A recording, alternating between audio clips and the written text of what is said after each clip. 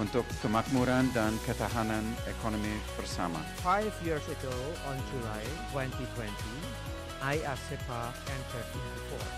IA-CEPA promises to build a strategic economic partnership between our two nations. Kegiatan ini menandakan sebuah komitmen bagi pemerintah Indonesia dan Australia untuk terus meningkatkan atau mendorong kerjasama ekonomi yang saling menguntungkan.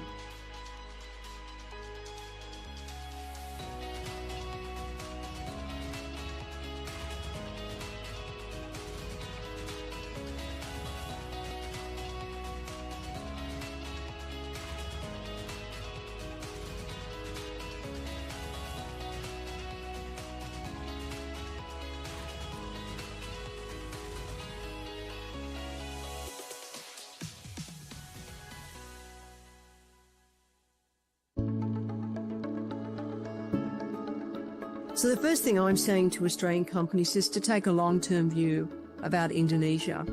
Some companies pull out at the first hurdle. It may be about discovering incompatibility with a partner or a distributor, but perseverance is the key.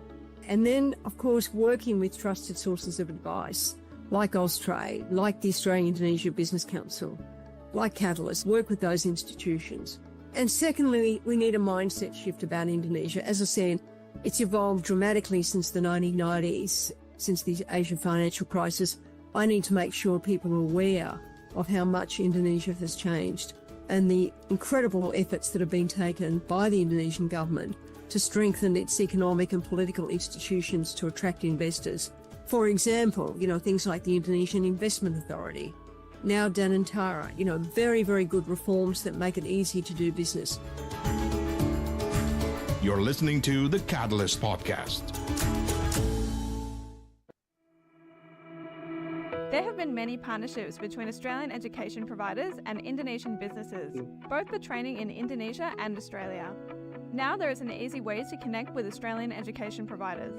It's the Indonesia-Australia Skills Exchange platform. Hai Mbak Gladys. Hai Mbak. Apa kabar Mbak? Baik, apa kabar? Baik juga. Have a nice day ya Mbak. Yeah, you too. Jump onto iaskills.org and see hundreds of courses by renowned Australian education providers.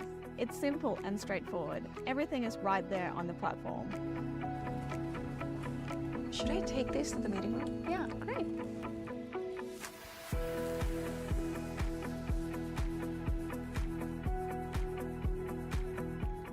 For Indonesian businesses looking for training, there's a wide range of categories according to industry.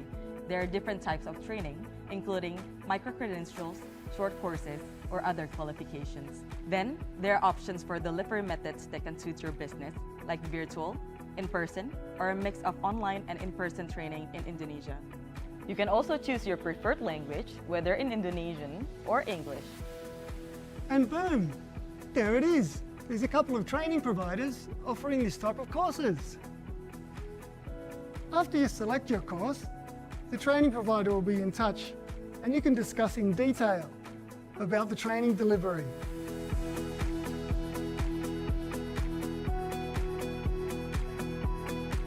If you haven't found the right course for you, you can request for a course to be designed for your business. The education providers will see it and may respond by sending a proposal or quote. You can then contact them directly. We have over 50 trusted Australian providers featured on the platform. These providers are some of the best vocational training organisations and universities in Australia, all with interest in delivering training in Indonesia. TAFE Queensland are excited to be part of the Indonesia-Australia Skills Exchange platform, or iaskills.org. It's a great initiative that connects TAFE Queensland and other institutions with Indonesian businesses, making it easier to access high-level training. This platform is a game changer, helping us build strong partnerships and opening doors to incredible training opportunities in Indonesia. We've been working in Indonesia for more than 20 years, and most recently we've been collaborating with Catalyst on some online micro-credentials and short courses to assist with skills development. We're really excited about the launch of the IA Skills Exchange and look forward to making new friends across the Indonesian archipelago. We'll see you there. Join us today.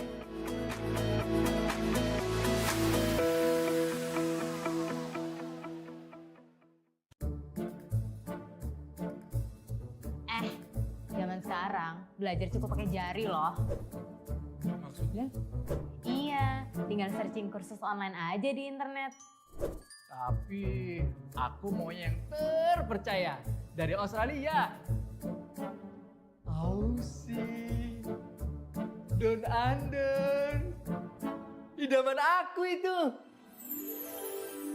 Pas banget, ada loh di Traveloka Experience. Tinggal pilih sesuai minat kamu, semuanya akan ada di Traveloka Experience. Wah, udah paling bener nih. Setelah pelatihan, kamu juga akan mendapatkan digital page dari lembaga-lembaga Australia yang bermitra dengan Traveloka. Dengan dukungan Katalis, meningkatkan keterampilan tidak lagi kenal batas. Gimana? Udah nemu yang pas belum? Pas dan tanpa batas.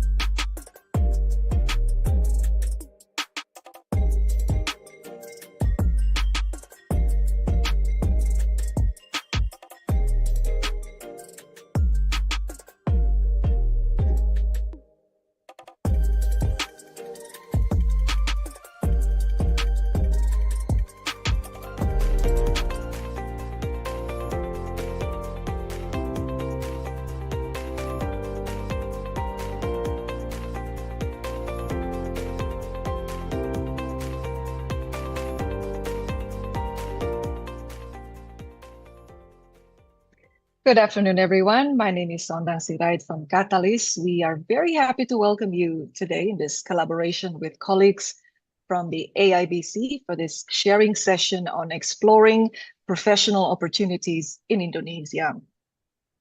As you know, thanks to IA-CEPA, the governments of Indonesia and Australia are working together to support professional skills exchange through temporary movement between the two countries. We are here to build on that important milestone in the evolving partnership between our two countries. Just last month in Jakarta, we held an informative session on the Australian visa options that may be available for Indonesian professionals seeking to work in Australia, which was done in partnership with friends at IABC. Today, we're switching perspectives, so that's why we are really pleased to be joining hands with the AIBC to discuss the Indonesian visa options that may be available for Australian professionals seeking to work in Indonesia. You will hear directly from Australian professionals currently pursuing their career in Indonesia in a panel moderated by my colleague, Feti Panjaitan, who is our legal and regulatory reform advisor at Catalyst. Colleagues from Strategic Development Group will also be sharing some very attractive information about the Southeast Asia Professional Placements Program, funded by Australia's Department of Foreign Affairs and Trade under Australia's Southeast Asia Economic Strategy to 2040. From the Indonesian Ministry of Immigration and Corrections Directorate General of Visa and Travel Documents, we have joining us Bapak Muhammad Sulfikar from Direktorat Visa dan Dokumen Perjalanan Kementerian Imigrasi dan Pemasyarakatan Republik Indonesia. Just a little housekeeping. This program is being broadcast live on YouTube or through the Catalyst channel, as well as being recorded and will be made available on Catalyst YouTube channel and website. If you have questions, and we do encourage you to ask and engage with our speakers, please type in the chat box. And with that, we are ready to go. To get started, I would like to kindly invite Ibu Jennifer Matthews, AIBC National President, to share some opening remarks. Thank you, and Masai Selamat Siang. And welcome to today's webinar First, may I say how delighted we are at AIBC to partner with Catalyst in hosting today's webinar on opportunities for Australian professionals in Indonesia. And can I acknowledge Paul Bartlett as the CEO of Catalyst, and also all of today's speakers, Ben Cass, CEO, Living Well Seniors Communities, John Strain, Catalyst Business Contract Manager, Michael Collins from Strategic Development Group, and to Bak Muhammad Zulfikar from the Indonesian Ministry of Immigration and Corrections. As the peak membership body in Australia for the promotion of trade and investment between Australia and Indonesia, AIBC plays a key role in strengthening business connections between our two countries, and professional mobility is a very important part of this. And certainly from AIBC's perspective, Indonesia presents a range of opportunities for Australian professionals. As we know, Indonesia is on track to become one of the world's largest economies by 2040. And by 2040, there will be more Indonesian households with disposable incomes of over $15,000 than there are in Australia. Indonesia has a large and growing middle class, and this has led to rising demand and opportunities for professional services from health and aged care through law and accounting. And importantly, we have agreements like IA-CEPA, and through that, the government architecture is in place to really help Australian industry take advantage of these opportunities. I mean, IA-CEPA is still a groundbreaking agreement which provides Australian industry with improved market access to Indonesia across a range of sectors, from agribusiness and mining to healthcare, education and training. And this includes improved access for Australians across the professional services sector. But for us to take full advantage of IA-CEPA, it is important to build personal networks and connections. And this is where professional mobility will have a really important role to play. It will also help Australian businesses that are looking to operate in Indonesia as they look for support in navigating Indonesia's business and regulatory environment. This greater professional mobility will also help to build connections between younger people who are seeking to work in Indonesia at the early stages of their career, thus building a pipeline of greater capability and understanding across a diverse range of professional sectors. And we are starting to see some very good initiatives to support Australian professionals. We were very pleased, for example, to see the mutual recognition agreement that's in place between the Institution of Engineers Indonesia and Engineers Australia. And this will give practicing engineers access to a streamlined assessment process, which will benefit engineers from both countries with a faster pathway to recognition and registration to practice. And it does actually set up, we think, a very good model for other professions to follow. So AIBC absolutely congratulates Catalyst and the work that it's done in this area, including through the current review that's ongoing with IA-CEPA to ensure that it meets the needs of business into the future and also leads to more streamlined opportunities for Australians in the professional services sector in Indonesia. So it will be important that professional mobility and the topics that we're considering today is considered as part of the IA-CEPA review, particularly in ensuring that visa requirements that are in place are streamlined and fit for purpose.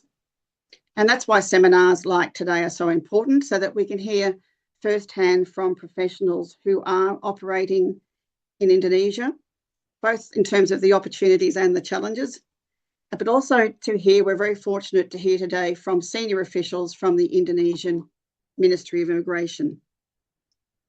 Can I say too, at a broader level, AIBC has been quite active in supporting the Australian government's Southeast Asia economic strategy out to 2040, and the many initiatives that are in place under that, such as the investment deal teams, the Southeast Asia Business Exchange, and the Pilot Exchange for young professionals. I mean, these are all excellent initiatives which will help Australian and Indonesian businesses take advantage of the wealth of opportunities that are available across Indonesia. So there is a lot to discuss today. We look forward to the seminar and we look forward to this discussion this afternoon. Thank you.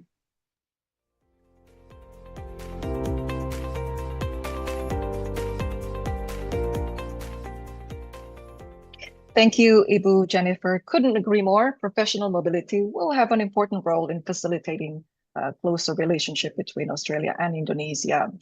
I would now like to call on Paul Bartlett, Director of Catalyst, to talk about the program's ongoing contribution to supporting professional skills exchange between Australia and Indonesia.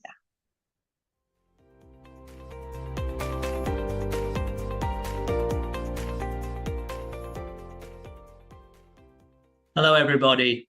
Welcome to this joint event with colleagues from Australia-Indonesia Business Council. And thank you, Jennifer, for providing opening remarks to kick off today's discussion on exploring work opportunities in Indonesia for Australian professionals and for promoting the event among your membership. I would also like to welcome representatives from the Government of Indonesia, especially from the immigration authorities, as well as partners from the business community at large. Thank you all for taking the time to join us for this important conversation that reflects the ongoing commitment shared by both our governments under the Indonesia-Australia Comprehensive Partnership Agreement, or IA-CEPA, which has just celebrated its 5-year anniversary earlier this month. As many of you will know, IA-CEPA was designed not only to facilitate trade and investment, but also to unlock the full potential of economic cooperation between the two countries.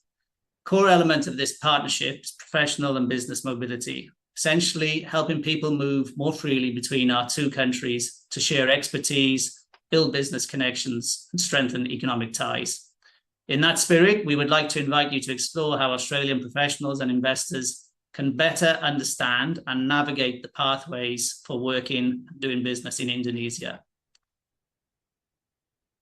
To support that objective, Catalyst is working on a technical guidebook on Indonesian visa types that may be relevant for Australian nationals. This guidebook will be launched soon and will focus on selected visa categories most applicable to professionals, business people, and investors entering Indonesia. It outlines essential visa conditions, eligibility criteria, rights and limitations, and also related licenses such as stay permits or izin tinggal. Let me emphasize that while the guidebook will be a useful starting point, it will not be exhaustive. Immigration regulations are dynamic, as we all know, and can change over time, and thus consulting relevant government information sources will still be critical. Ultimately, this initiative reflects our shared goal of fostering transparency, accessibility, and deeper cooperation between Indonesia and Australia. As our name Catalyst suggests, catalyzing connections is part of what we do. In fact, we held a similar discussion, as Sondang mentioned, just last month with friends at IABC in Jakarta, aimed at Indonesian professionals intending to work in Australia. Through these practical discussions and webinars, we hope to make it easier for more Australians to engage with Indonesia, whether through professional placements, strategic partnerships, or long-term investment. Before we begin the session, I encourage you all to participate actively, ask questions, share insights, engage with the experts who have joined us today, including colleagues from Strategic Development Group, who will be speaking about the Southeast Asia Professional Placements Programme. I would also like to extend our sincere thanks to all partners who have been helping us prepare the guidebook and organise today's event. Thanks you once again for being here. Let us make this a productive and engaging session.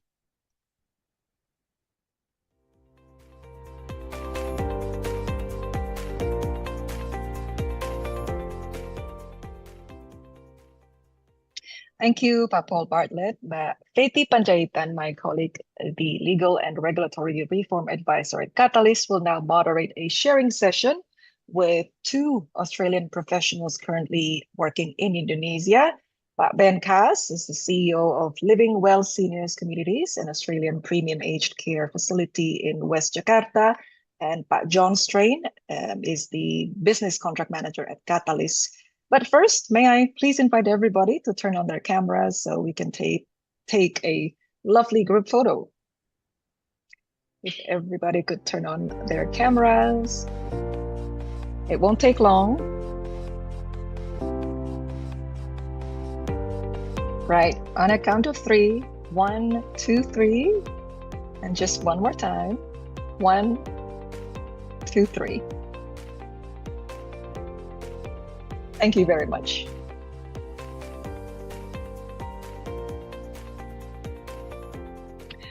Now, Feti, if we could get Feti on the screen.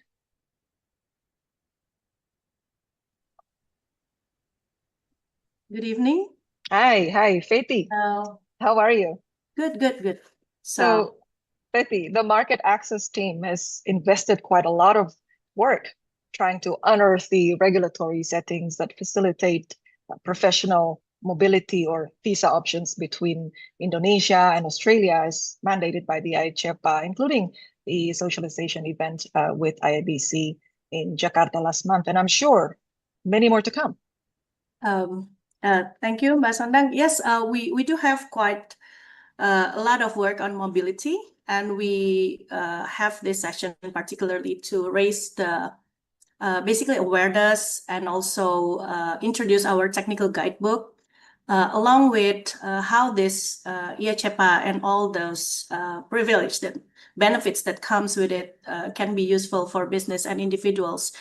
Particularly right now we just it's been like 5 years from COVID, so I think mobility, visa, and immigration just have a little bit changing over time, right? So we do hope that through this session we can really get a very good feedback from the individuals and also AIBC. Thank you for hosting. So I think just to make this very practical, we have Pak John here with us.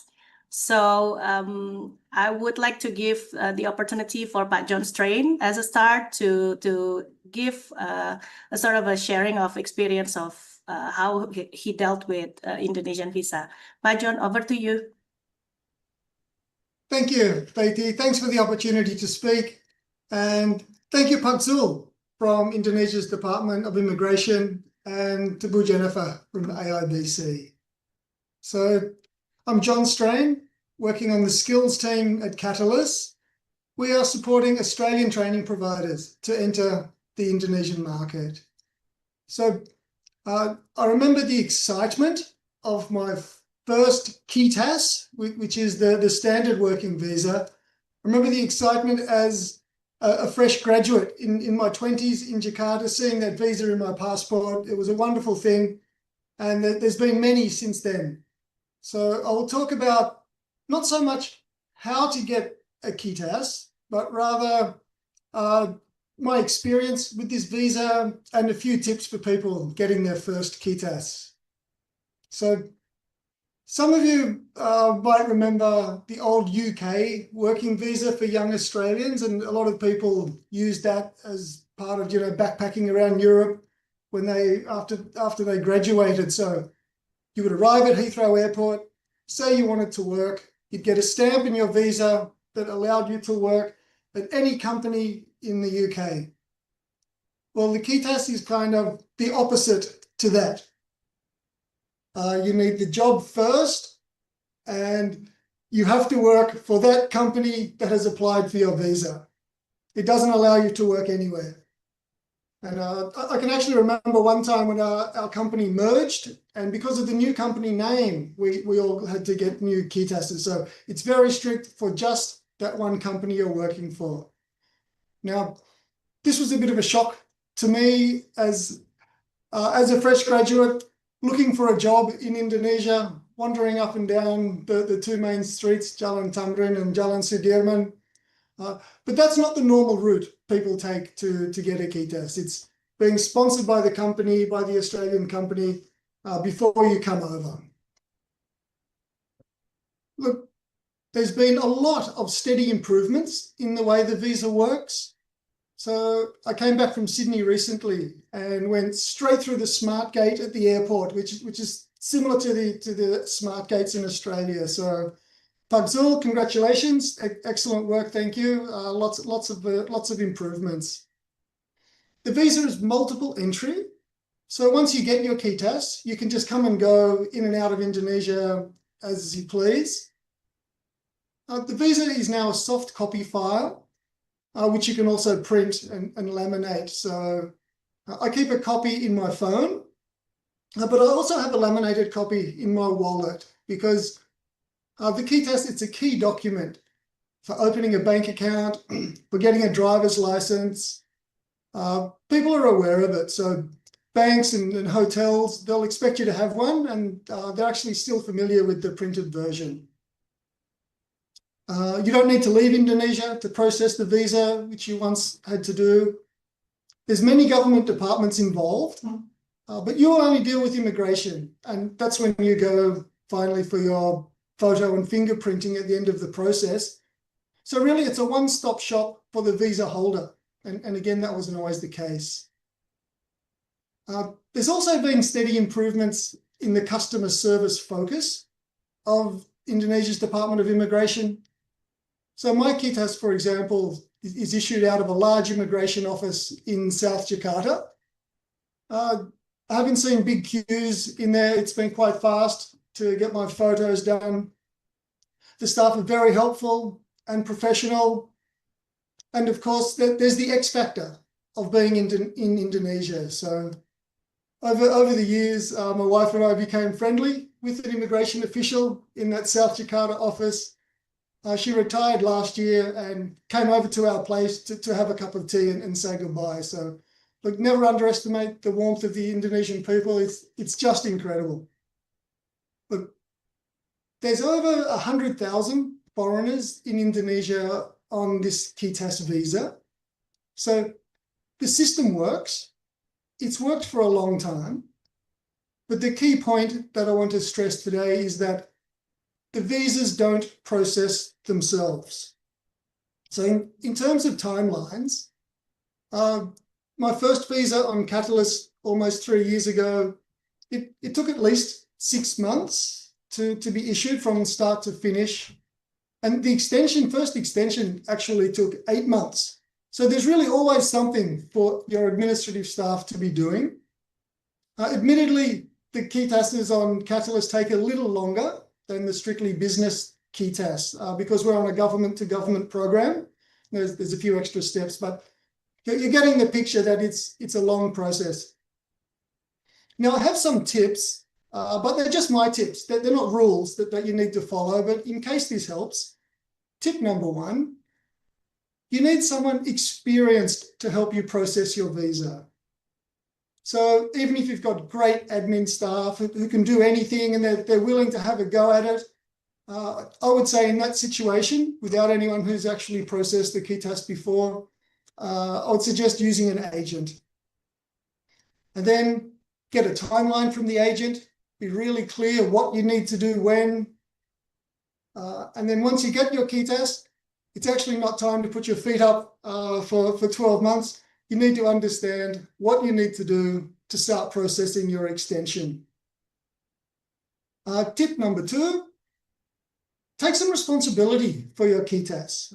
Get involved in the process. So don't be hands off because, it's the company's responsibility. You know, I do high level stuff. I don't do admin. The KITAS is just too important. And if you were to have a problem with your KITAS, which is your permission to be in the country, suddenly everything else you're working on that day is going to become second priority, and the problem with your KITAS is going to be the biggest priority of the day. That's before you have to go home and explain to your spouse and your kids and possibly even the kids' school that you've stuffed up the KITAS because you had more important things to do. Tip number 3, just make the KITAS a priority. Manage it like any other compliance task. So at work, you've got the time plan and work plan, and maybe keep it as a monthly meeting agenda item, just so it can't slip. And I have a related sort of broader management tip. So I don't micromanage the KITAS process at Catalyst because the staff really know what they're doing. However, I do check in every now and again just to see if there's anything I need to do and to confirm that things are in process. So there's a hidden cultural tip in this advice, which is anywhere in the world, nobody likes to give bad news, and Indonesia is no exception. So you might be having a problem with your KITAS, but nobody's told you about it. So you need to create a work environment where people understand that no one's perfect, that we all make mistakes, but you have to communicate them. I want to conclude with an anecdote about immigration. It was a few years ago now, but I think it applies more broadly about doing business in Indonesia, so I hope it's useful.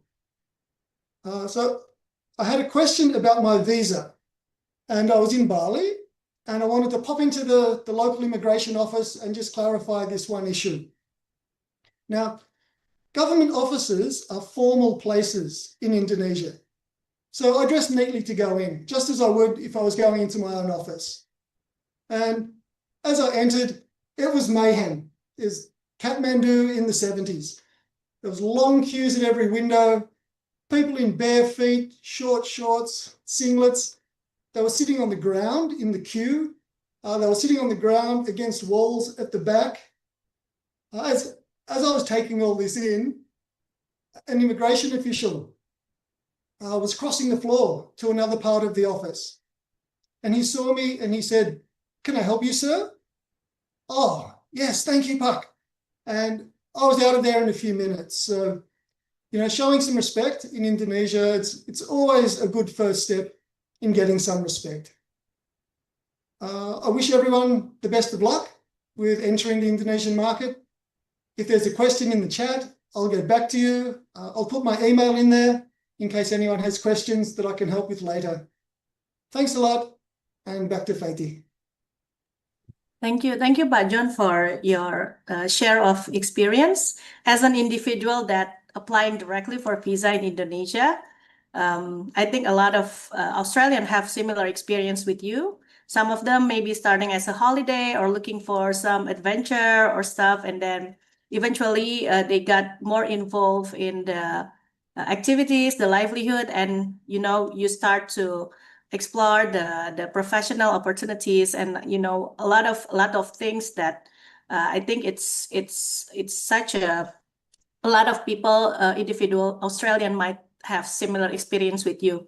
Although the case by case will be different, but later on we will have a Q&A session about how it is, how the new visa regime have evolved right now, and it's basically simplified the process. So what you say, the online just get better, so it makes everything just more faster, and also the information is not really as complicated or as hard to obtain as in the old days. But before that, we're going to Ben Cass, that is with us here, and I think Ben will have a different experience and perspectives from business opportunities and how you get to basically Ben Cass right now. You are actively having a company and partners with locals in a lot of I think different economic activities. So Ben, I will give the time for you to share.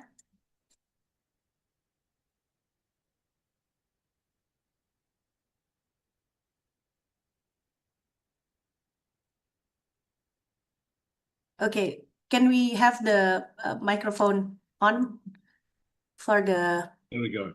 Okay. Hey, thanks for that. Thank you. Yeah, and I apologize if I'm going to sound a little bit repetitive, because John really picked up on a lot of really good points that I was also keen to go. How's that? I guess the first point is, like, if I can echo John's remarks, immigration has transformed radically here. So I first came over here 13 odd years ago. it would be fair to say, and I'm sure any of the team here from Director of Immigration also would also agree, that 13 years ago it functioned in a very different way. The rules, the processes were all rather cloudy at best. You definitely needed to use an agent for all sorts of reasons. The facilities were not great. Getting information online was difficult. Getting information online in English was near impossible. Fast forward, it is a fantastic service. And I'm now a KITAP, which some of you may be aware that after X amount of years on your KITAS, you can then lodge for a KITAP for I think it's 5-year permanent residency here. But that process now is really easy with a very simple checklist with staff who are really very customer service orientated. So the experience is not what it was 13 years ago, which is something of dread. Now, as John said, there's a lot of diligence which has to be applied to it. There does need to be a lot of attention, particularly to the details, because like any application involving government, whether it was here, whether it was in Australia, it'd be the same thing. But so long as you follow that checklist, that process is now relatively easy. There is no disagreement about fees, whereas there probably was 13 years ago. These things are much more transparent and in the open. My own personal journey, I had no intention of living permanently in Indonesia. I had work commitments here, but I naively assumed that I could, and this perhaps picks up in some of other Catalyst's forums. I naively assumed that I could, come and go, transiting, once or two times per month, and that would be enough to get the deal done here in Indonesia. Of course, it's not, and you do need to be here on the ground day to day to make any business deal work, whether it's to do with aged care, my industry, or indeed any other sector. But so originally, I was coming and going to Indonesia off the back of an APEC card. And I think that's still a really popular way for different sort of first-time business entrants into the Indonesian market to explore. That APAC card, transitioned me eventually to my KITAS. A similar process to what John described. Mine was a little bit different because there are some provisions if you are a director. There have been a lot of reforms made through BKPM, through Department of Immigration, through others. As John said, there is a cast of near thousands. But that has allowed that KITAS application to be fast-tracked, which was great. Again, a much more simplified process than in past years. But then fast forward, family, children. I'm currently on a KITAP, which is a family-sponsored KITAP, as I said, for 5 years. But I retain the option because I have 2 PMA companies here. I always have that fallback, that option of exercising work visas as a director of those companies. So there are, just as there would be in Australia, whether you're a student, a first-time resident, there are different visa options for you in Australia, similar to here in Indonesia. But I guess the point, that I'd like to make again is that, yes, the processes are much, much better. John is correct. Using an agent is probably still the best way. But dealing with that agent is simply much easier because those fees are much better established. The processes are much better established.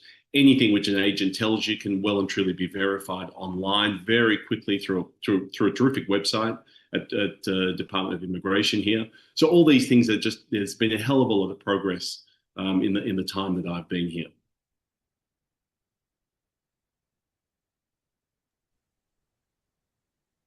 Yes. Thank you, Ben. Do you have any particular tips for investor in terms of the visa application or any experience tips from your experience? Like I think the ability which we have now, which we didn't have, and perhaps John may have a similar view, I'm not sure, but perhaps 15 odd years ago, agents could effectively set the ground rules. and there wasn't an ability to challenge or verify anything that they were saying. It was all a very kind of opaque world, and you just had to take their word for it, because they had a particular connection who was a second cousin at the Director of Immigration, who was the best friend of X and Y. You just had to take people's word for it. Now you don't have to go through that. Yes, there should be I agree with John. I think it's much easier, because there is a lot of paperwork involved, to engage an agent, but verify some of those facts for yourself. And now we as foreign workers here in Indonesia, we do have the ability to verify, because, as I said, there's a great website. The information is transparent by the Director of Immigration here. Verify that information for yourself. So yes, I agree. Still perhaps go down the path of utilizing an agent, but verify some of that information yourself, which is now publicly available. Yes, thank you, Ben. So I do agree on that. So now everything is online, and we have a very, very helpful online platform from immigration, the e-visa, which we will share in our technical guidance too. I think it's time for Catalyst to share some of the information, just to get the audience into understanding. No worries, this is not about regulation stuff, but we just give you some of the practical knowledge on what is the process that Pak John and Ben just described before. If we can share some slide, we have a couple of informative slides here. Okay. Can we have that on screen? Yes. Okay, so so the Catalyst, as have been mentioned before, we are working on the technical guidance to help business and professionals from Australia to come Indonesia, how they get to know what are the pathways of visa that they need to go through. Basically, everything is already online, but we're trying to give an easier reading of how it is done, because I think there's a lot of changing process in the immigration, which is very good. And also, we've done a similar event before last month with Indonesian getting into Australia, and we realized that from these two events, actually one of the most difficult issues in addressing immigration actually is more about cultural. So by having this kind of event and we're sharing the information, we are really hoping to get another feedback that will help us, of course, to improve the booklet that we are developing, but also it will be a very good forum to discuss this with the immigration office official that is with us today here. And we'll share another presentation after this. So the first slide, can we go to... Okay, so I think I need to give a background why Catalyst IA-CEPA, why we are doing this event in the first place. So Indonesian-Australia Comprehensive Economic Partnership Agreement basically promotes the mobility between Indonesian and Australian, of course, to promote the economic partnership, to promote the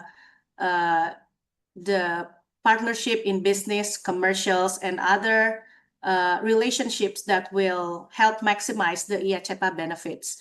Now, in this agreement, there are other mobility benefits that come with the agreement. That is, we have what is called as temporary entry for skilled workers and business visitors. And also there is a special skills development exchange visa that will apply to particular sectors that government has agreed to endorse. So all these three means, in simple, that immigration process and visa and mobility basically will be simpler. That's the aim. It should be much more easier for Indonesian and Australia to move across borders along with the requirements that is imposed by the immigration. So next slide. I think Bencas has already shared before, like when you're doing business here in Indonesia, it's not, at first you imagine that you will just go back and forth and no need to quite stay a lot in Indonesia. But eventually, if you are really interested with Indonesian market, if you want to get into an economic partnership, getting into Indonesia and staying here for quite some time is something that is actually very important for the business.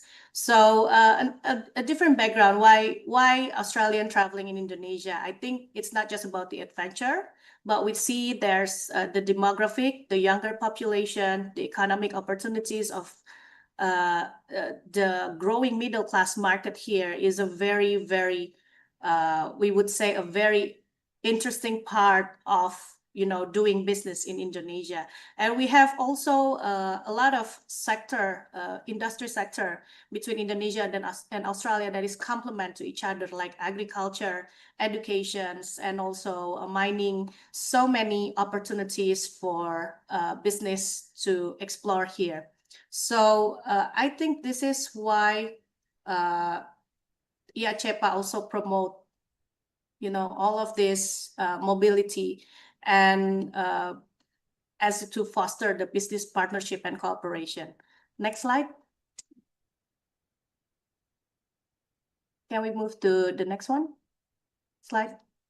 So moving on from the opportunities, we understand that, to do business, to have economic partnership, you need to get into the country. So Indonesia visa regime, it used to be 13 years ago, like Pak John said, it's very, I think, similar to a lot of countries, right? Before COVID, everything is very much offline. But after the pandemic, then there's a very positive reform in the immigration. So Indonesia just introduced new visa classification in May 2025. And we highlight this in the technical guidance that we give, and we also put some input and selection on the classification of visa that would be useful for business. Now, if we see, if we can simplify what are the Indonesian visa regime, we would say for business and economy, we would say there are two key items. The first one is we differentiate the visa based on the application process. And second one is we differentiate the visa based on the purpose of visits. The next slide. The application process of visa, just to simplify, there are two options. One is basically, in the next slide, we can see a flow of process for company-sponsored visa. I think Pak Ben and other individuals that coming here as a professional or already having a job before coming to Indonesia, you will go through this path of visa with company sponsorship. Now, this process started not with individual applying for the visa, but it all started with the foreign worker plan that is submitted by the Indonesian company to the Ministry of Manpower. Now, this process, we also give a sort of a background of how this, like Pak John said, even though you putting an agent to managing your visa, but it's good to know the process just to manage, what are the things that you can be prepared before you getting into Indonesia. So the RPTKA, we know that as foreign worker plan, it's in another ministry, the Ministry of Manpower.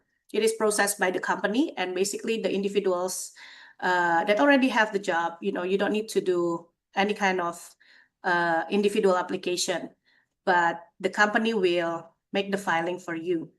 So this is the application with company sponsorship. If you are going through the individual application of visa, then you will go straight into the immigration system. Now we have evisa.immigration, and you will basically pick your visa option there. There's the information, there's the document requirements. according to your purpose of travel here. And in that online application, which I think the immigration will also gives you a lot of insight today, you will basically obtain your e-visa. It seems like very, very simple and clear process, right? And it's very, very much faster than how it is done by the agent offline back then. So this is the process of application for visa. Now, if we go to the next slide, I think we have. Okay, so the visa application with company sponsorship.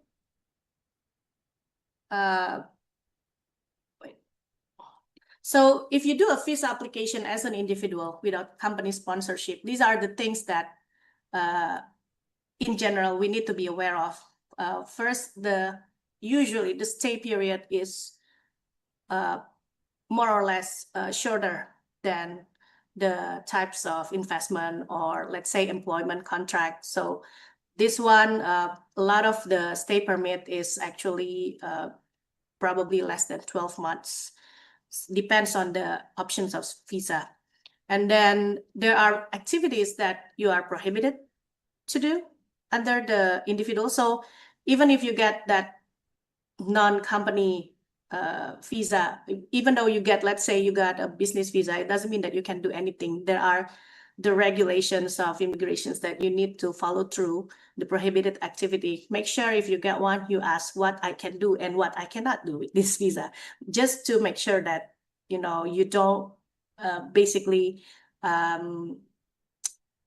unconsciously, you know, doing the prohibited activity. Because sometimes it's like, there are types of visa for business, let's say, that is limited only for business meetings, as an example, and you cannot be engaged in a continuous supplier activities or supervisions. You know, there are those kinds of limitations that you need to be aware of when you're getting a certain types of visa. So that is the prohibited activity point. And then usually if without company sponsorship, of course, you need to show a proof of financial capability and also a statement letter or correspondence for purpose of visit. Now, these sometimes individuals not really taking this into account because, you know, like the immigration, they do have the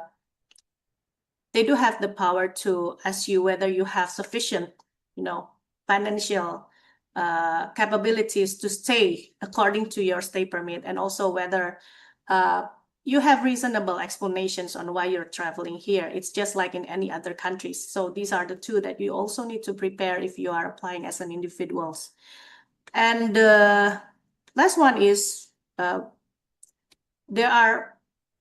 application is, you know, is very straightforward. You just go to the platform, the e-visa, and then they will guide you through the process. I think it's a little bit similar with how visa in Australia is being processed by the Home and Immigration. But of course, what is important is to prepare all these documents, I think, in the proper form. There might be a potential that sometimes the documentation is required in Bahasa. Do note on that. But I think that's another, you know, you will have the step-by-step guide or process in the platform.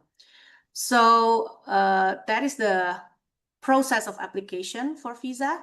And the next one is in our guidebook, we also discuss a bit about you know, the options of visa based on the purpose of visit. Because if you go through an investment or business or as a professional, or you're traveling to Indonesia for a short training, the classification of visa will be different. And in our booklet, we have already, among 110 classification, we have already shortlisted the list for you in the Excel. So it might come in handy when we launch it. Although we know that individuals have, you know, professions are, you know, there are a lot of different professions, of course, that or jobs or activities that you can do in Indonesia. But I think we think that the options that is already included in the visa classification from Indonesian government is already very extensive and very useful right now. So that is the general informative session of what we are going to put in detail in our booklet. And if you are really having a very particular interest on the process, then we suggest to go into the next slide, please. The resources, direct resource, which is the e-visa platform. And also after this, the immigration will give a short introduction on the process, and maybe you can also take a note on how to get into a lot of different types of visa that maybe is in your mind right now. So I think that's the informative session from Catalyst. And now with us, we have Pak Zulfikar with us. Can we have him on screen? Pak Zulfikar is from the Directorate of Visa and Travel Documents from the Immigration and Correction Ministry. Thank you, Pak Zulfikar, for being with us today in such a, it's quite a quick notice. But so I think, do you have a particular slide that you want to share? Yes, I do have. Okay, so I will give the opportunity for Pak Zulfikar to continue the presentation. Thank you. Thank you, Bu Faiti. Greetings, ladies and gentlemen, colleagues. My name is Zulfikar from Immigration of Indonesia from Visa Department. This is a great opportunity for us to share about this information about visa procedure, and of course, it's also a great opportunity for us to gain information about maybe your problems in visa applications, and then we really appreciate the appreciations from Pak John, Pak Pao, that is of course our immigration procedure is we're developing it. It's much easier and all electronic. So we're really happy that you're happy about our developing immigration procedure. It's a great information from Pak John about working visa in UK. It's interesting that you can work anywhere after you have the working visa, but in our Indonesian working visa, it's kind of different because you have to work in only a company that guarantee you as an employer. So it's really different, but thank you for the information because currently we are we're having evaluation about this procedure of working visa, and as Bapak Paul said, it's yes, it's true that immigration regulation is always changing. It's really flexible, and we are giving you information if there is any changes, especially in working visa and visas and facilities. But first of all, I would like to be honest that it's been a long time for me communicating in English like this. So if my English is not so good, please pardon me. And if it's something not clear, please just ask directly. So we get to our main topic about working business and investment visa in Indonesia. Next slide, please. Nowadays, it's so easy to apply for Indonesian visa through our website, visa.imigrasi.go.id. It's all online application. All procedures are online. You can choose the visa type based on your activities in Indonesia. And then you input your data, personal data, such as passport, latest photo, return ticket, and bank account. And then you pay the visa fee by credit card. So you can pay it from your country. And then the electronic visa will be sent to your email after verification procedure. And then electronic visa holder can go through AutoGate upon arrival in Indonesia. Much faster and easier of immigration checking procedure. And electronic stay permit will be sent to your email after immigration checking procedure. Next slide. Next slide, please.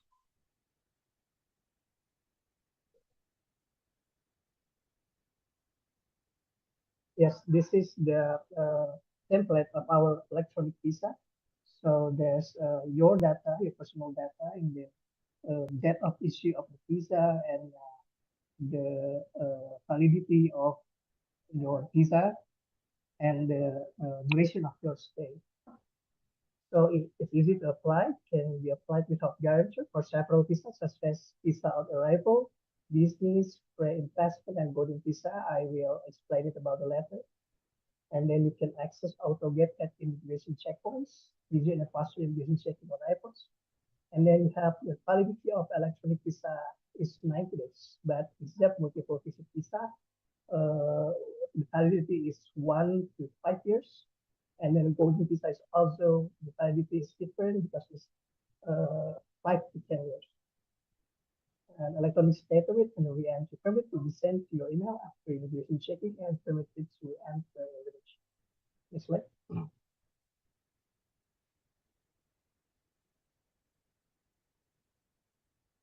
Next slide, please.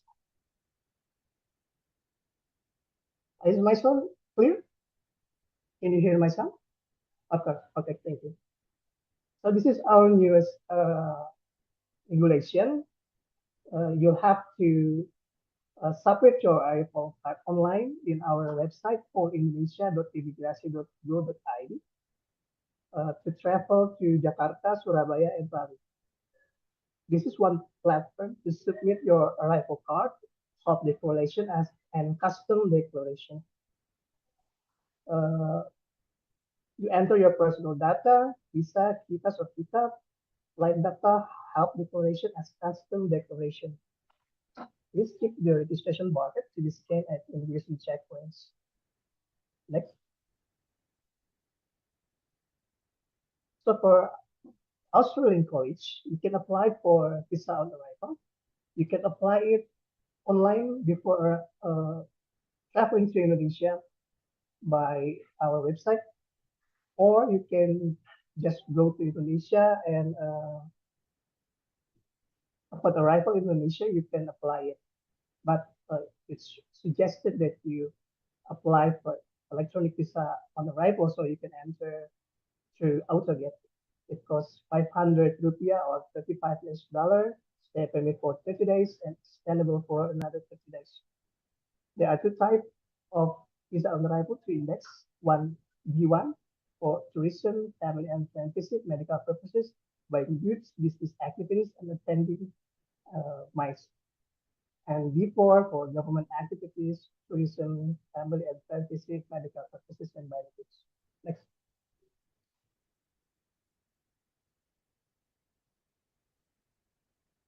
So this is working visa products. We have several index, E23 to E25F. You can pick one of the index as your working permit. The length of stay is 30, 60, 90, and 180 days, and 1 to 2 years adjusted to the work permit, and extendable for the whole maximum stay permit up to 6 years. The procedure is what Buffet explained. You have to apply for work permit first at the Ministry of Labor. And then after that, you can apply the visa by first inputting work permit register number. But to do this, it means the visa application needs to be applied by your employer, by the company of your employer. The other required documents such as passport, use photo, personal or company bank statement. The electronic visa will be sent via email. The procedures is around 4 to 7 working days. The cost of visa is you will read it after this presentation, of course. Next. This is the business visa products. For the short visit, you have single visit index C2 or multiple visit index D2 business visa. Length of stay.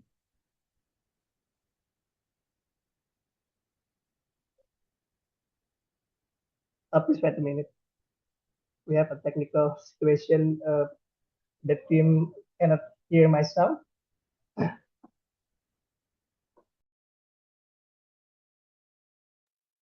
It's good here. Actually, we can hear.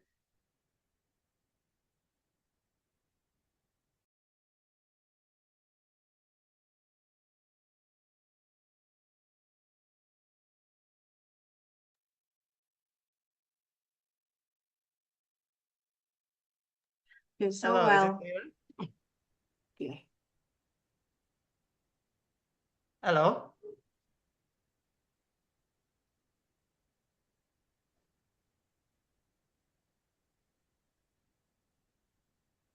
Hello? Yes. Yeah, is it clearer? Good, Pak. Yep. Okay, thank you. Can we back to the slide? For the short-term business visa, you can apply for the index C2 for single visit or D2 for multiple visit. The length of stay is 60 days and extendable for up to 60 days 2 times, so it's 120 days. The multiple entry for business visa is 1 to 5 years, 1 year, 2 years, and 5 years.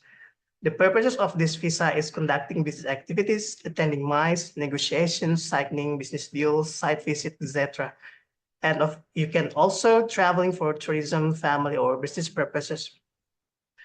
You can apply for this visa without any guarantor, but you'll have to apply for the required documents such as passport, personal bank statement, and invitation letter from your colleagues in Indonesia.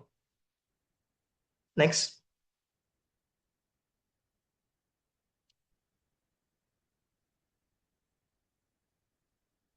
Next slide, please.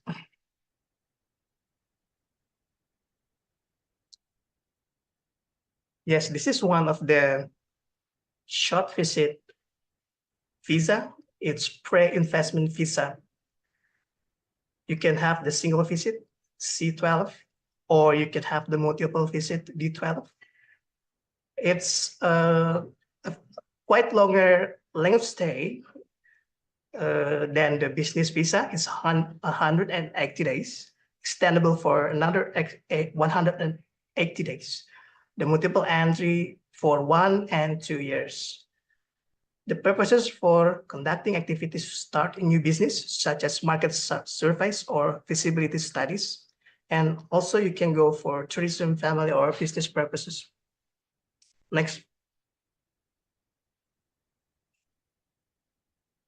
So we have a number of visa products for investment in Indonesia. The purposes is conducting meetings and negotiations, conducting business activities as a director, commissioner, or investor, supervising business activities such as good production, offices, factories, etc., earning revenue and or facilitation as an investor, traveling for tourism, family, or business purposes, and also bringing family to Indonesia with family dependent visa. You can also do it with another kitas, actually, bringing the family to Indonesia. Also, with the working visa, you can also bring your family. Investment visa length of stay, we have general investment limited stay visa for 1 to 2 years and golden visa 5 to 10 years. Next.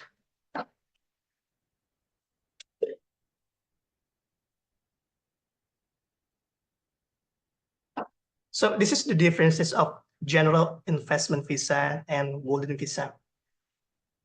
For general investment limited stay visa index 28A, you have to establish a company in Indonesia and invest for minimum of 10 billion rupiah or around 915,000 US dollar per person before applying for general investment visa. So the company has to be established before applying for Indonesia visa for general investment visa. Then the company that you established will be the guarantor of the general investment visa. The stay permit is 1 to 2 years and extendable for the whole maximum stay permit up to 6 years. The differences between golden visa, you can apply golden visa before investing or establishing a company in Indonesia.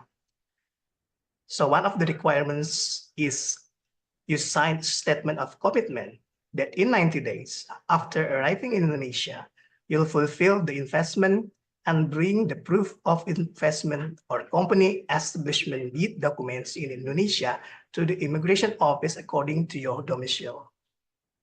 So if in 90 days you cannot bring the proof of investment or establishment the company, then your KITAS will be canceled. The capital investment is 350,000 to 50 million US dollar. Each type of golden visa has different minimum requirement of capital investment. I will explain it later. Stay permit 5 to 10 years, and you can apply the golden visa without a guarantor. So you can apply it with your personal visa account. Next slide. So this is the golden visa's advantages. So golden visa is the longest stay permit in our immigration regulation and policies. It's up to 10 years. You can bring families with family dependent visa. It's also, the stay permit is also up to 10 years. And the priority line on immigration offices. If you have golden visa, you can have the priority queue at immigration office and also at immigration checking airports. But of course, we have AutoGates now, so it's much faster and easier to go through there. And also the golden visa has the validity of the visa up to 10 years. Next.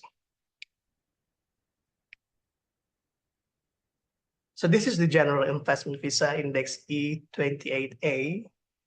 As I have explained before, the minimum capital investment is 10 billion rupiah, length of stay is 1 to 2 years, and you'll have to establish a company in Indonesia before applying for the general investment visa.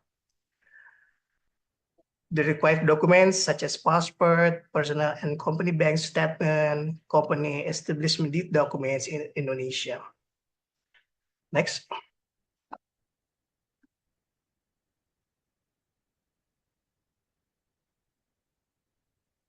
So this is the type of golden visa investment. The first one is individual investment for establishing company in Indonesia, index 28B. The length of stay is 5 to 10 years. Minimum capital investment is for 5 years is 2.5 million USD, and for 10 years is 5 million USD. As I have explained before, that you can apply it without any guarantor. And at the first you apply for the golden visa, the required document is the statement commitment, the letter of statement commitment that you will fulfill the investment in 90 days and bring the proof of investment to the nearest immigration office as your domicile. Next.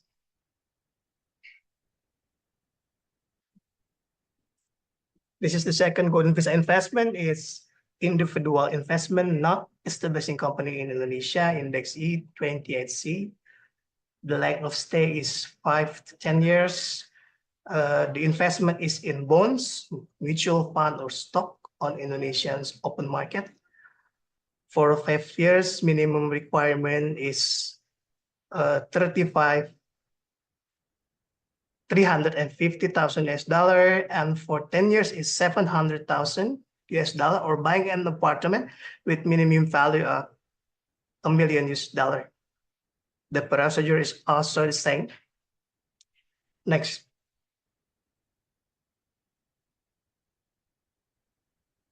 This is the golden visa investment company investment, establishing branch company in Indonesia, index E28D. The capital investment is for 5 years, minimum 25 million US dollar. For 10 years is 50 million US dollar. For your information, this is a company can apply for 10 applicants from each company. Next. And this is a company investment establishing branch company in Nusantara capital city, our newest capital city, or we usually say it IKN. The length of stay is 5 to 10 years, and the minimum capital investment is lesser. It's $5 million for 5 years, and for 10 years is $10 million.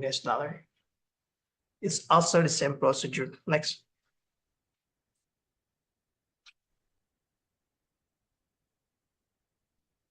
This is the Golden Visa investment representative of foreign holding company and branch company in Indonesia, index 28G.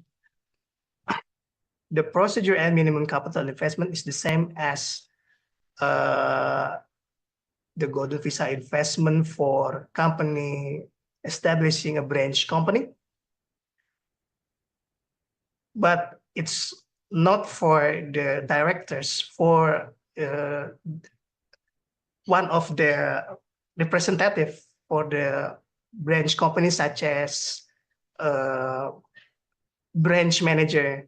So each company only can apply for one visa. So if you have the company that will establish a branch company in Indonesia that have already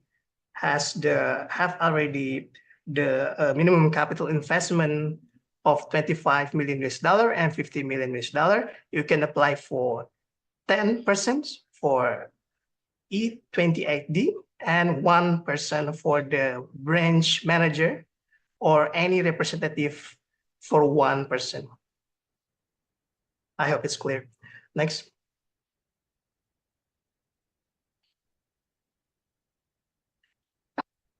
That will be all. Thank you very much for your attention. And if you have any questions, or I will give it back to Bu Feti. Thank you. Thank you, Pak Zul. Very, very informative for us. I would like to ask AIBC if it's okay if we extend a bit the session. Is it fine? Or what time we need to wrap up? Because is it okay to 2:30? Okay, of course, thank you. Okay.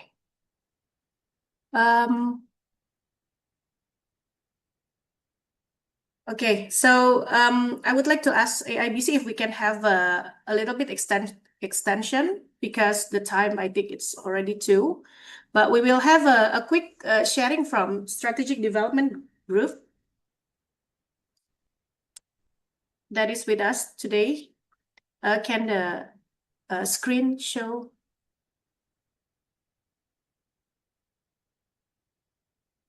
Hello.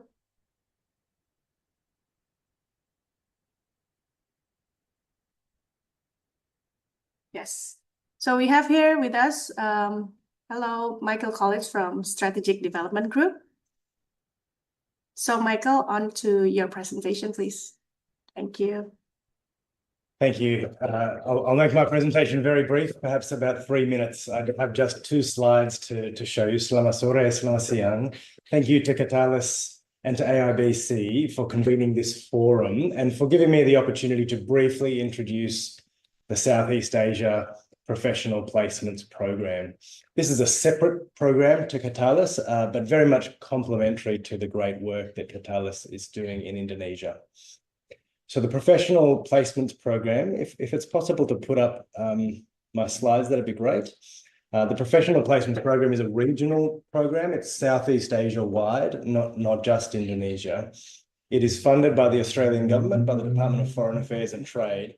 And our role is to support short-term work placements of young professionals between businesses in Australia and businesses in the countries of Southeast Asia. I'll give a very quick overview now, and then I'm happy to speak directly offline with anyone who'd like to explore this opportunity further. If we go to the next slide, which is my final slide, I'll just give you an overview of the program. The program aims to encourage businesses to send and to host young professionals for short-term work placements. So we offer a range of support, and not just visa support, there's other financial support as well, for placements of these young professionals of between 2 weeks and 12 months in length. We are very much aimed at young professionals. What we mean by that is up to the age of 40 years old, and already having at least 2 or 3 years professional experience. We're open to supporting placements in any sector, but we are particularly interested in 3 sectors, those being finance, the energy transition, and the digital economy. Placements can be in any direction. They can be from Australia to Indonesia, from Indonesia to Australia, or a two-way exchange between the businesses. This is a pilot program. It just started 6 months ago. We've already had successful placements between Australia and Indonesia, between Australia and Laos, and we have more in the pipeline as well. We have a really strong focus on making sure the program is flexible. You would have noticed there's a really wide window of duration for the placements, from 2 weeks to 12 months. And of course, that affects a lot. The length of the placement affects a lot of things, including which visas we use. But the reason for that is we've kept all these parameters as wide as possible so we can be as responsive and flexible to respond to what businesses need. So the program offers a range of support, including those things listed there. We can help with paying for the flights for the young professional. We can also fund the visa costs, travel insurance, and also in the right circumstances cover administration costs of the businesses participating. And our team can also guide the logistics of making the placements happen. We're really excited about this program. I think it's a great initiative, a great pilot. It's an opportunity for businesses to kind of develop and grow their business-to-business relationships between Australia and Indonesia, an opportunity to strengthen their teams' cross-cultural capabilities, an opportunity to attract and retain fantastic young professionals by giving them this kind of opportunity, and indeed to develop the capabilities of the existing staff. And we think this is a really great, accessible way to kind of test the waters, to explore new markets and new opportunities before having to set up your own presence in country. So we'll talk about the importance of relationships in doing business, successful business between Indonesia and Australia, and we think this program is a great opportunity to send or to host young professionals from another business, and to use that as an opportunity to really build those strong relationships. So please do check out the website that's listed on the screen there. I've put it in the chat as well, and feel free to contact me directly if you'd like to discuss this further one-on-one. I'll leave it there in the interest of time. Thank you very much. Thank you, Michael. I think the contact is there. It's very interesting opportunities if more and more professionals from Australia and Indonesia can be involved in the program, and to reach sort of like economic partnership eventually, or business opportunities. So I think there is already a questions in the chat that we need to address. Now we're going to the Q&A. We will have a quick 10 minutes maximum, I think, for the questions from the audience. The first one, because it's already put there, there's a questions on how about the visa classification E33B. I think it's around, this question should be for Pak Zul. Can you explain more, Pak, about E33B? What are the, I think the application should be online. The documents requirements is quite standard, but what are the non-standard documents or requirements that is in the E33B visa? The visa is for foreigners that will be in collaboration with the government. So I think like E33B is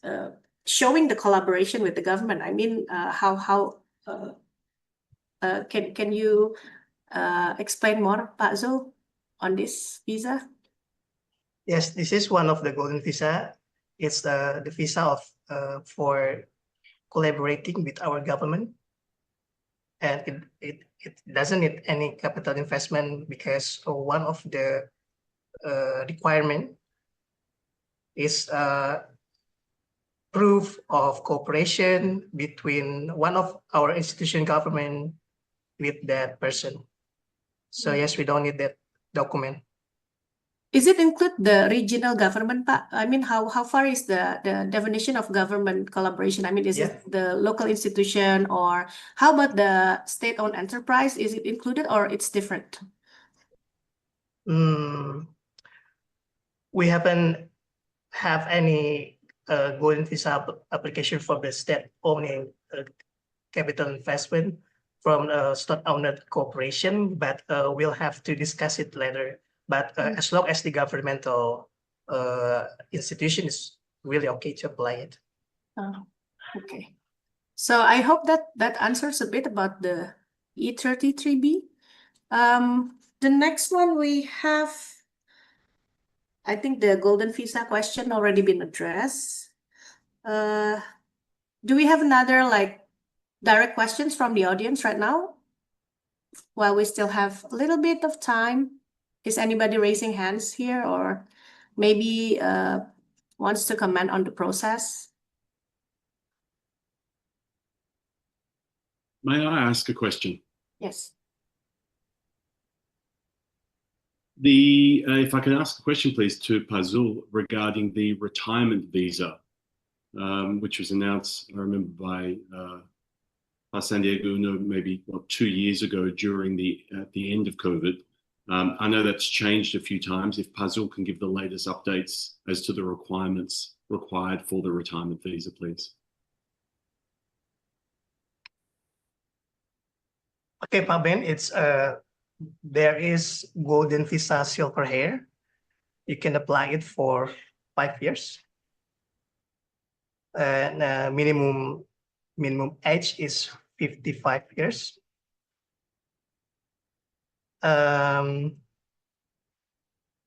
The capital investment, you'll have to apply for the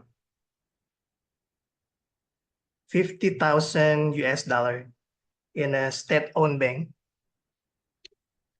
And also the proof of income or benefits with a minimum value of $3,000 per month. That's all. Thank you. And sorry, there's another type of visa is retirement visa for a year. Yeah. Pazul, Mafia, those requirements are so much better than the first pass at that regulation. That's terrific news. Thank you. Thank you. Thank you, Pazul. But I just want to continue from what is the difference between the retirement visa and the E33? We have E33E and E33F, which is a visa for foreigners above 55 years age. Is it the same documents requirements or? Yes, for the retirement visa, the stay permit is up to 1 year. And the difference is you don't have to make any capital investment, but you'll have to apply it via a guarantor. And the guarantor needs to be a company in Indonesia or individual? You can apply it for individual and company. And it's the same of bank account proving income or allowance with a value of $3,000 per month. It's the same document, but you don't have to make any capital investment, but you have to apply it via a guarantor. But for silver hair, you don't have to apply it via guarantor. You can make it from personal visa account. Thank you. That seems very simple and so easy to provide. So I'm Okay, I'm trying to see if there is any other direct questions here from the audience. Can the organizer let me know if I miss any hands that is being raised right now? No? Okay, so I will go to the chat questions. There's a question on what is the best approach to find organizations in Indonesia, ideally Jakarta, that are willing to sponsor a foreigner? Now, I think this one is more to the, I think, like experience sharing. Maybe Pak John and I don't know, maybe Ben, do you have any maybe not more like an answer, but the tips on this question? Starting from Pak John, Pak Ben, you want to answer first? What's the question is what is the best approach to find organizations in Indonesia that are willing to sponsor a foreigner, Australian, to work in Indonesia? I'm not exactly sure. By organizations, I assume that would mean employers. Yeah, I think it's quite. So I think, look, I think we have people like Jennifer on board on this Zoom.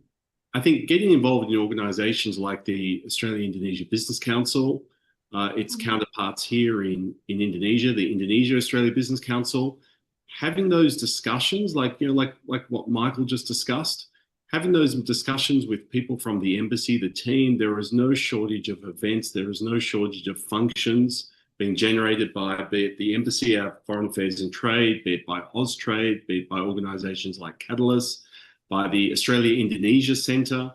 There's some really great ways to meet some really interesting people and perhaps determine what that future profession pathway may look like. So I suspect that would probably be the first step. Okay, thank you, Ben. Pak John, do you want to add something? Your personal experience? I'm assuming the question means how can I find a job in Indonesia, not just how can I spend time in Indonesia. So I hope that assumption is correct. So obviously the Australian companies, as Ben said, in AIBC. Another thing you can do to try and find Australian companies that are working in Indonesia that might be interested in hiring you is asking the Australian Austrade office based in the Indonesian embassy in Jakarta for a list of Australian companies here. So that's it from me. Thank you. And not another yoga teacher in Bali, John? That's right. Puzzle's head is already exploding with the amount running around in Canggu. Yes. Thank you, Pak John. That's a very good advice. I think I just want to note, we have visa on arrival, right? I mean, we have B1 visa, which accommodates some parts of, if you want to explore business and other things, it's quite easy to use. So I think one of the most straightforward question is if you want to get to know what organizations here, that you need to get here. You need to come here to Indonesia, right? You need to travel here. You need to apply for any visa. The easiest part maybe like no guarantor visa, tourism, and then as you meet with network, and then you get the chance to know a lot of different organizations. Of course, besides not traveling here and joining AIBC events and also Catalyst event in Australia, it's also good advice too. So I think with that, I think Pak Zul also raising his hand. If I can add a little, in our immigration policy, we have designed that the type of visas which doesn't need guarantor, like business visa and tourism visa, but in some visas needs guarantor, such as working visas or a sport visa or participate at MICE as a talker in Index C10. It means that if you need a guarantor, that it means you'll have to, you're going to have an activity that is invited by a person or a company in Indonesia. But such activities which doesn't need any guarantors, such as short visit, such as travels, tourism, businesses, we don't need the guarantor. But of course, if you have any suggestion about those type of visas which doesn't need any guarantor, please just add to our suggestion. Thank you. Thank you, Pak-Zul. So I think that's very good advice. I think we have covered mostly what are the necessities, what are the visa that could come in handy for business professionals and Australians that individually seeking opportunities to have more economic involvement or economic activities in Indonesia. So with that, last questions. Also, if there's any further questions, we have, I think, can we share the contact of Catalyst? You can ask questions into Catalyst if you want to ask about our booklet or giving feedback. Please contact us through this email, I think info@catalyst. There's one. And also, Pak-Zul, the immigration contact, I think along with us here, there is a Pak Fahri from Sydney, from KJRI Sydney, together with us. So if you are you are in Sydney or in Australia, you can also ask particular questions to the KJRI. Can we share KJRI contact too here, Pak Fahri? Can you share with us here in the chat in case there is any particular questions to KJRI? Actually, they also help. There is immigration staff that will help Australian that, if you have any particular difficulties with the e-visa, because everything is online now, you can also contact the staff in Indonesian Embassy in Sydney. So I think that's a wrap up on our session.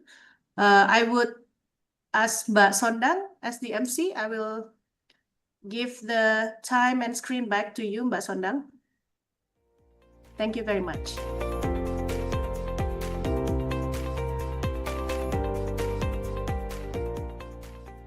Thanks, Faithy. Great presentations and very useful discussions. Thank you again to everybody for participating in today's session on exploring professional opportunities in Indonesia.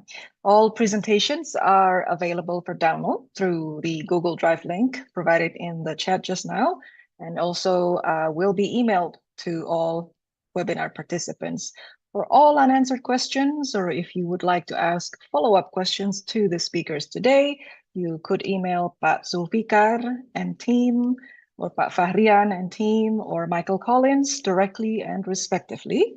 Or if you'd like, you could also reach out to us to info@IA-CEPA-catalyst.org for us to help to the extent possible. Thanks again to our partners at AIBC, Rosemary, for staying through till the end, and all the speakers, as well as colleagues from Strategic Development Group. Have a great evening to you all in Australia and a great afternoon in Indonesia. Stay dry to those of you in Jakarta. Bye-bye.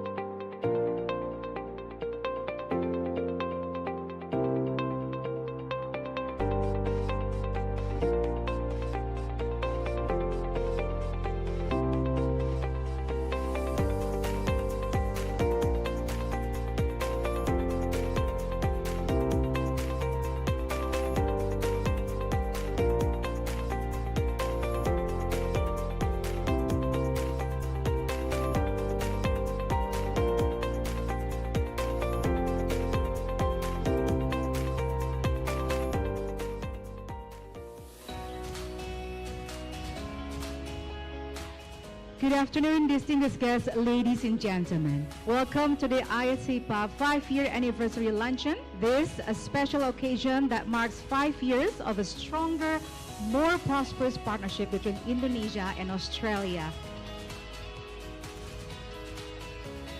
Selamat siang, Bapak Ibu, para hadirin yang saya hormati, salam sejahtera. Bagi Australia tidak ada hubungan yang lebih penting daripada hubungan kami dengan Indonesia. Keterlibatan ekonomi strategis antara Australia dan Indonesia yang didukung oleh pertumbuhan perdagangan dan investasi menciptakan peluang besar untuk kemakmuran dan ketahanan ekonomi bersama. 5 years ago, on July 2020, IA-CEPA entered into force. IA-CEPA promises to build a strategic economic partnership between our two nations. Kegiatan ini menandakan sebuah komitmen bagi pemerintah Indonesia dan Australia untuk terus meningkatkan atau mendorong kerjasama ekonomi yang saling menguntungkan.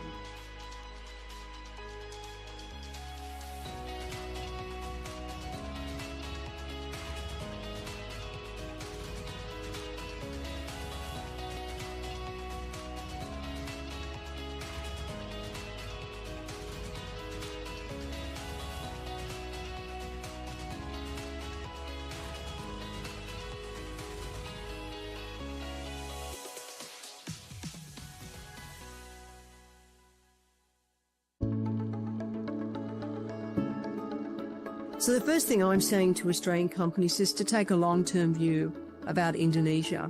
Some companies pull out at the first hurdle. It may be about discovering incompatibility with a partner or a distributor, but perseverance is the key.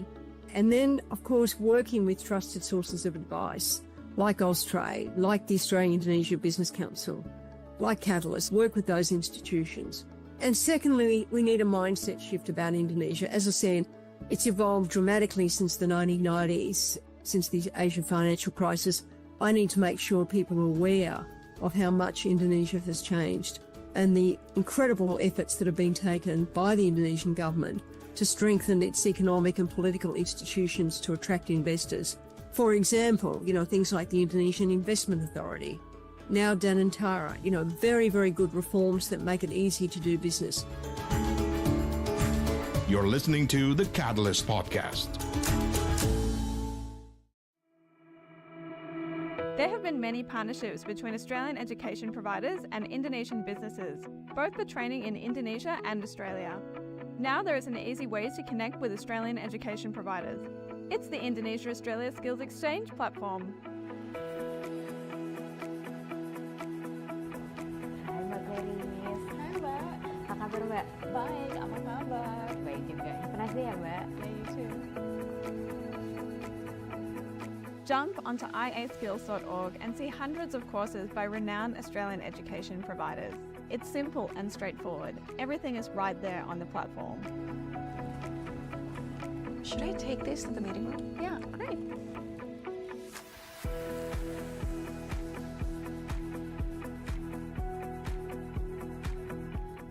For Indonesian businesses looking for training, there's a wide range of categories according to industry.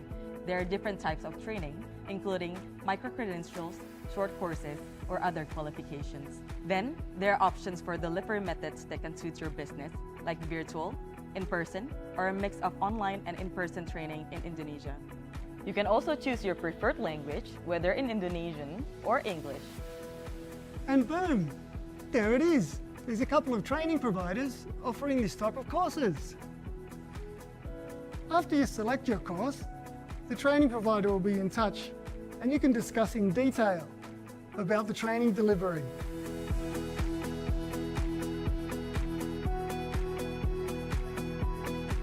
If you haven't found the right course for you, you can request for a course to be designed for your business. The education providers will see it and may respond by sending a proposal or quote. You can then contact them directly.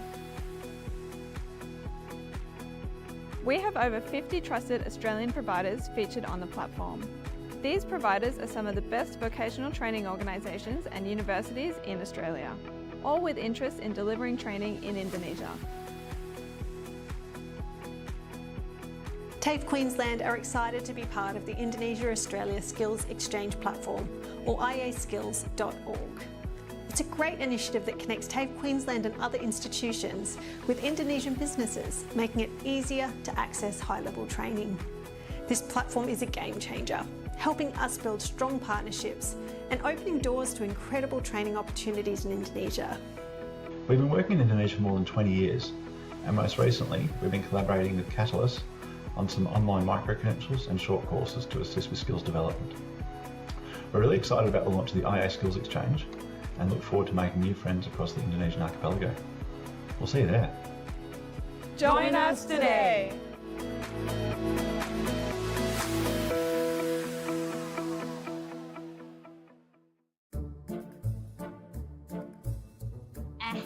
Zaman sekarang belajar cukup pakai jari loh.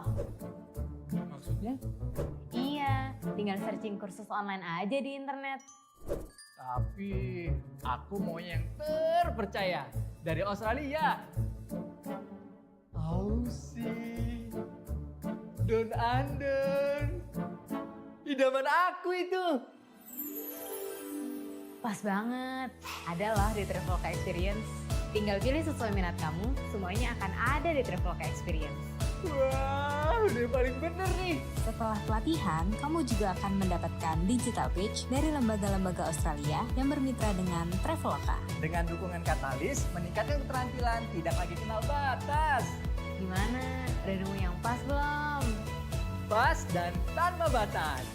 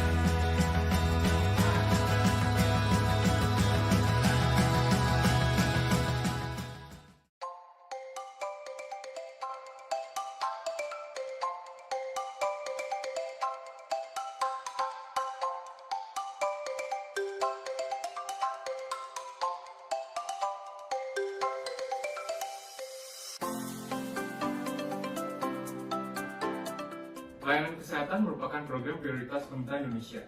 Katalis terus bekerja untuk mempererat kerjasama bilateral di bidang profesi keperawatan. Kolaborasi kami dengan The Australian Center akan menghasilkan pemahaman yang lebih baik terkait dengan peluang pasar, kualifikasi, dan syarat pendaftaran bagi perawat profesional di Indonesia dan Australia, khususnya untuk menghasilkan peluang kerjasama ekonomi dan juga kesehatan bagi kedua negara. The Australia-Indonesia Centre is excited to partner with Catalyst on this important project and make sure we provide practical solutions to a mutual problem. The Australia-Indonesia Centre has a vast network of universities and strong connections with industry. We've put together a team of experts from the health and nursing fields to explore how we can share nursing skills across both countries.